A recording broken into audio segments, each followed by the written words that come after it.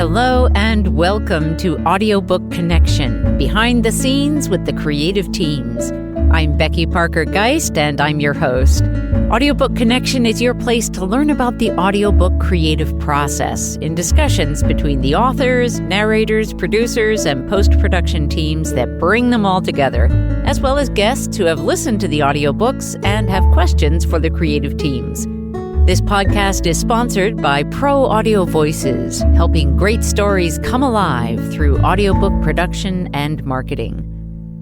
Hi, I'm Becky Parker-Geist. I am the host of Audiobook Connection podcast, Behind the Scenes with the Creative Teams. I'm also president of Bay Area Independent Publishers Association and the CEO and founder of Pro Audio Voices and Amplify Audiobooks, providing audiobook and podcast production, distribution, and marketing. And today I get to talk with Butch Meily. He's the author of From Manila to Wall Street, An Immigrant's Journey with America's First Black Tycoon. He is also currently president of the Philippine Disaster Resilience Foundation. Butch, welcome. Hi, Becky. I'm really glad to be here and see you again. Yeah, it's been a minute, but we get to talk about that again, which is great. That's right. So let's start at the very beginning and tell us a little bit about what first inspired you to write From Manila to Wall Street. Well, I'd been toying with the idea of writing a book since my days in New York City in the 80s and 90s. I'd started on it off and on. And more recently, I just couldn't get the idea of Reginald Lewis, Reg Lewis, who I used to work with and who passed away at the age of 50 during my days in New York City. I couldn't get his character out of my mind, and I felt I had to capture it in some way. At first, I thought it would be fiction, but in the end, I decided on a nonfiction memoir. And now I know that your personal journey spans the continents and industries as well. Is there a particular thread that you see as sort of connecting it all for you? Well, the need to make a living. I think that's but the other threads, the search for excellence. I've always felt, and I had that in me from my youngest days, that I needed to do well, to excel, to compete and be the best. And I was searching for this during my days in the U.S., found it in New York, and continued to look for it after those days. And I went back to the Philippines, and I do that to this day in the organizations that I lead in both the startup space and in terms of fighting disasters. Tell us a little bit more about some of the work that you're doing with the startups currently. Well, I had Idea Space, which is the accelerator for a large conglomerate here in the Philippines. We own the water company, the power company, the phone company, mining, hospitals, a bunch of other things. So I report to the head of that, and he's one of the reasons I decided to come back. But the whole idea is that we provide free services for startups, mentoring, free space, and we're trying to spread the gospel of startups, not just in the Metro Manila area, but all throughout the country. So we send teams of people around the country to preach that idea that you don't have to go abroad to do well. You don't have to join a big company to do well. You can start your own company and create wealth for yourselves, your family, your employees, and for the country. We've been busy doing that, and that's on the idea. That's on the QBO innovation side of it, which is a public-private sector partnership with the government. On the idea space side of it, doubling back to that, we do take equity in select startups that we think are worth it. That's cool.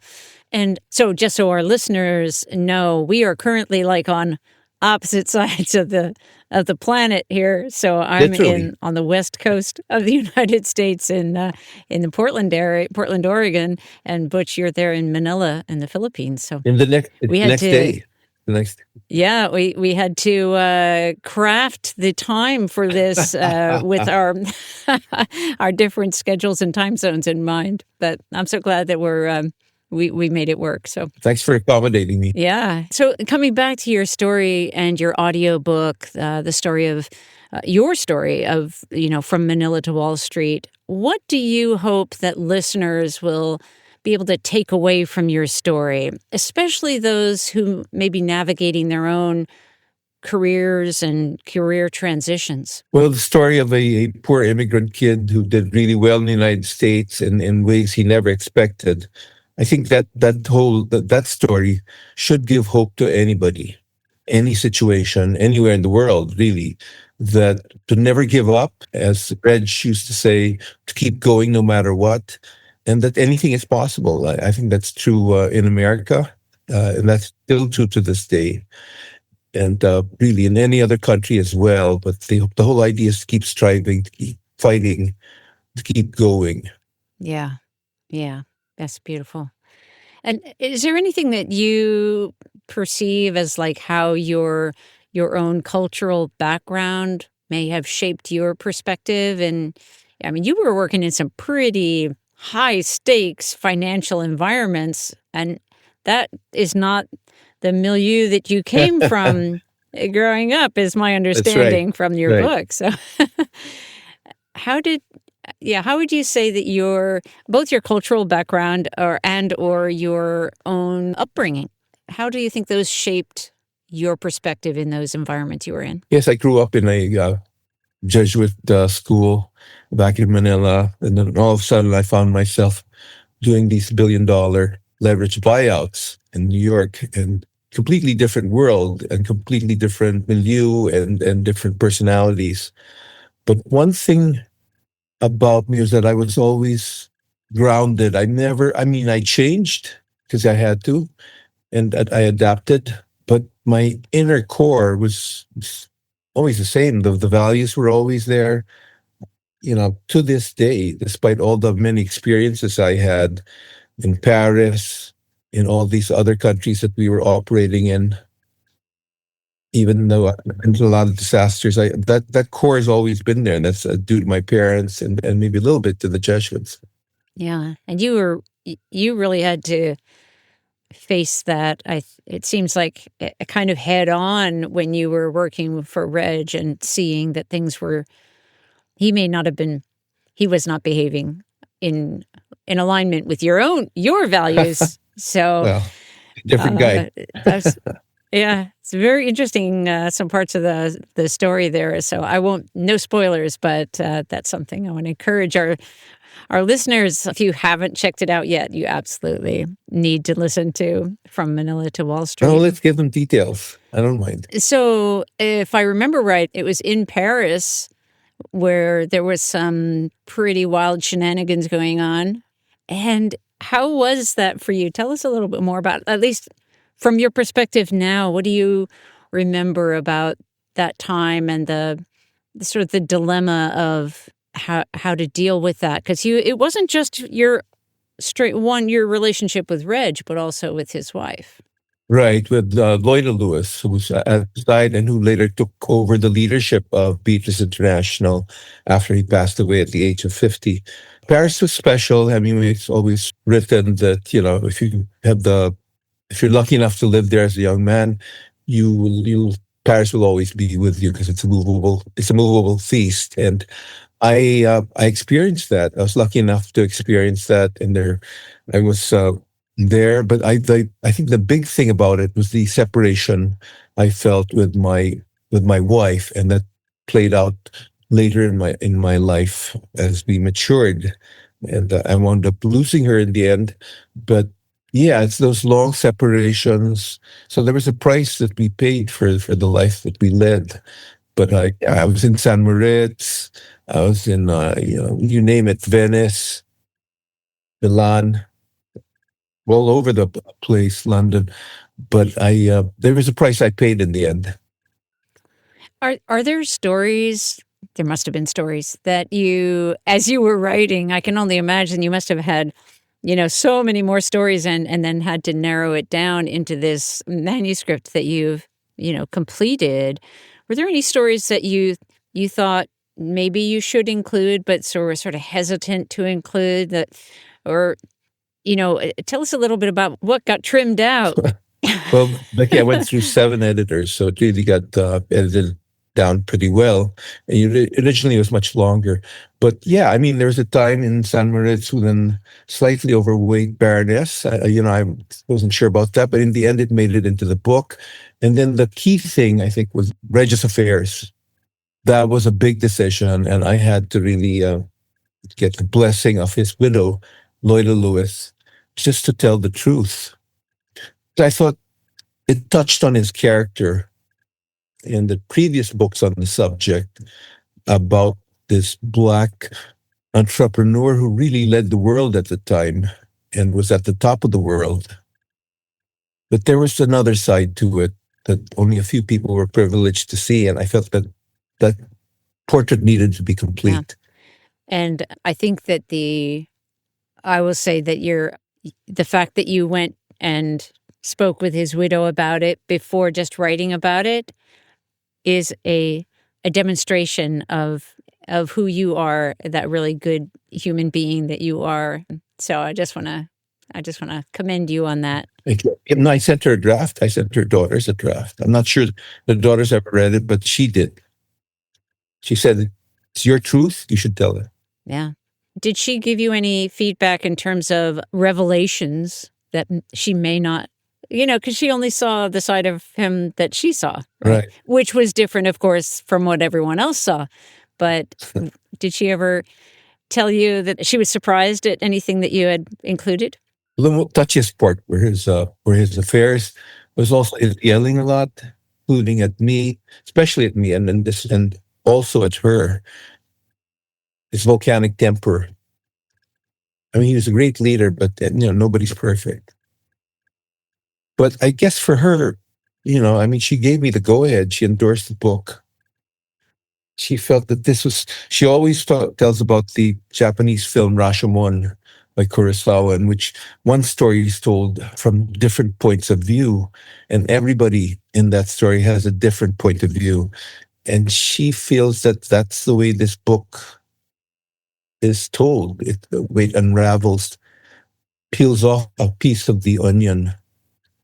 That is the personality, the dynamism of entrepreneur like Reginald Lewis. Let's just take a short pause.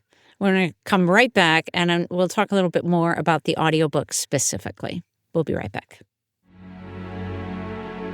From Manila to Wall Street, an immigrant's journey with America's first Black tycoon.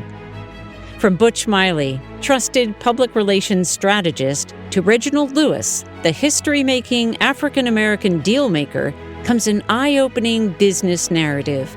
From Manila to Wall Street tells two stories. The first includes daring corporate takeovers, an exorbitant global lifestyle, and the fatal brain tumor that claimed Lewis's life at age 50. Lewis struggled to reach the top, only to see his attempt to become the first African-American controlled company listed on the New York Stock Exchange fall, and his Hamptons mansion burned to the ground. The second story is that of a young Filipino immigrant at Lewis's side. Meily reaches the highest tier of corporate public relations in New York, making $1 million in 1 year. Yet, after his wife leaves him, Meily discovers that power, glory, and riches can bring loneliness and isolation. He began his relationship with Lewis as an employee and became his closest advisor and first-hand witness to the tormented, solitary man behind the image of a wildly successful takeover king. Get your copy of From Manila to Wall Street, An Immigrant's Journey with America's First Black Tycoon on Amplify Audiobooks, narrated by the author, Butch Meily. Okay, so coming back to the audiobook, what was it that at what point and what was it where you decided, I have to turn this into an audiobook? When you made that decision, do you remember what it was? Well, I'd done a book tour, and then I was on my second book tour, I think second or third book tour, and I felt there was something missing. There's an element I needed to go, and an audiobook seemed like the natural extension. A couple of people had mentioned that they only listen to audiobooks or they preferred audiobooks. So I wanted to do it. And I also wanted it for legacy purposes because Yeah. my son, he may not appreciate it right now, but I think that someday he will, when I'm gone, and also his kids appreciate it. I mean, if they never get the chance to meet me, at least they'll have the memoir and they'll also have the audiobook in particular because it captures my voice Right. Yeah. and it captures so much of my personality. So I hope that that's something that they'll treasure, and I hope that other people will get to enjoy it as well. Absolutely. Yeah. So for our listeners, I had the opportunity to have, so Butch came to my studio in Portland, Yay, Oregon. Portland. Yay. A long ways from Manila, but tell us a little bit about our listeners a little bit. I know what it was like and I thoroughly enjoyed the experience. Tell them what that was like for you. Well, I loved it. I'd been to Portland once before, but this time I really got the chance to immerse myself in it. But I love the experience of recording the book with you, Becky, because it was so different doing it, in a sense, face to face. Your feedback was instantaneous and it was invaluable. Just your idea that I'd had background in a lot of background in speaking and all this stuff and doing podcasts and TV interviews, but your advice to keep it natural, keep it conversational, that was just very special. And it really changed my whole approach to the audiobook. So being there with you in Portland in the cold, I didn't realize March was going to be so cold. Who knew? But it was part of the whole thing, and I'll never forget it. Yeah.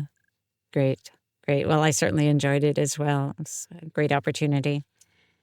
So you had mentioned how, yes, you have some of that experience with public speaking and performance also when you were younger. How do you recognize the ways in which that work that you had done or that, that experience that you had had in the past helped you also in this narration process? Sure. I mean, that background really gave me the experience to do the audiobook, but I had approached it almost as a rhetorical exercise. I was declaiming it at the beginning, and it's your advice to keep it conversational that made it different. And so it brought me down a little. It became more of conversation, and that changed things for me. But the emotions of going through different experiences in my life of happiness and loss, the death of my boss, Reginald Lewis, the death of my father soon after that, the loss of my marriage, and all the accomplishments I had, they brought me up and down. And I hope that gets reflected in the book because I tried to give everything into it. And I realized it's a conversation, but it's also a performance. Yeah. That's beautiful. I love the way you put that. Lovely. Is there some advice that you would share with other authors who are considering narrating their own work? Oh, I think they should do it. No question, they should do it. It's a great experience for them. I think it'll bring an extra dimension to their readers, to their fans, and their future fans. I think Amplify is a great platform. I think working with you, Becky, made it extra special. And I'm glad I did it. We're still working on it as we speak, but I'm really looking forward to the launch of it. And I'm hoping that people, not just in America or the Philippines, but people around the world will get a chance to experience the book in this format. Yeah. Beautiful. What's coming up next for you? Are you writing? Is there another book, another chapter, something else? What's happening? Well, let me tell you, it was tough writing the first book. So at some point maybe I will. There's been some interest in it, but I right now I'm focused on promoting the audiobook in the future, and then doing another book tour. This time focusing on schools. I'll be at Harvard and Virginia State, which are religious alma maters, Reg Lewis's alma maters, and then hoping to do University of Florida, where I went to school, Oh, good. Yeah. and a few other cities, probably on the West Coast this time. Great. Yeah. And we will encourage our listeners to not only join you on, in getting your audiobook, but if you get it on Amplify Audiobooks, then they'll be able to connect with you directly, which is a real gift. Yes. I can speak from experience on that. It's a real gift. Yes, I hope so. It brings my personality and my experiences into their living rooms or their cars, wherever they listen to audiobooks. But it's great. Yeah. And how can our listeners learn more about you and your writing? Can you share your website? Sure. You can catch me at butchmeily.com, BUTCHMEILY.com. Everything you want to know about me is there. If you Google me, my whole life is on Google. And parts you like, parts you don't like, it's all there. Great, thank you. And we hope, as I said, that our listeners will get a copy of your audiobook From Manila to Wall Street on Amplify Audiobooks, which is the best way to support Butch and his work. So thank you so much for being with me this morning, this evening. That's right. It's always evening or morning. We kind of got the whole day covered. We got 2 days covered. That's right. All right. Well, thank you, Butch, so much for being with me today. Take care, Becky. Have fun in Portland. Thank you. Thanks for joining us for Audiobook Connection, behind the scenes with the creative teams. Please take a moment to subscribe at audiobookconnection.com. The podcast is sponsored by Pro Audio Voices, helping great stories come alive through audiobook production and marketing. Learn more at proaudiovoices.com. Again, thanks for being with us, and please join us next week.